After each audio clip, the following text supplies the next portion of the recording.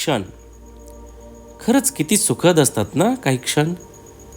असं वाटतं घड्याळाला थांबवून सारं काही ठप्प करून द्यावं. सारं सारं अगदी जिथल्या तिथं स्तब्ध नि निशब्द.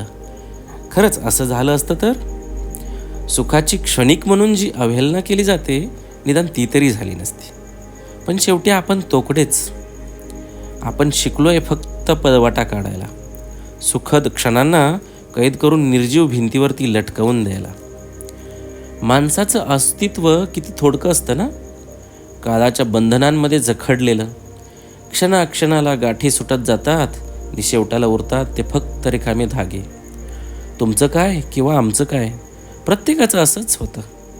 ओठ तहानलेले असताना उगीच आयुष्याचं ओझं घेऊन फिरायचं मृगजळाच्या मागं.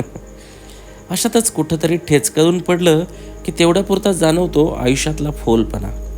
पण काळही हुशार आहे हा. आपल्याला आलेला हा शहाणपणा हळूच विस्मृतीत ढकलून द्यायला. काळाच्या दलदलीत रुतलेलं स्वतःचंच प्रेत उकरून त्याच्याशी गप्पा मारायला लागलो की या वर्तमानाचं भानच उरत नाही. तेव्हा कळतं की आपण काय शोधत आहोत ते मुळी अस्तित्वातच नाही. आता नवीन सुरुवात करायची म्हटलं तरी आत्माही थकलेला असतो आणि देहही. अशातच दूर कुठेतरी दिसतात आपल्याकडे मिस्किलपणे पाहणारे काळाचे डोळे.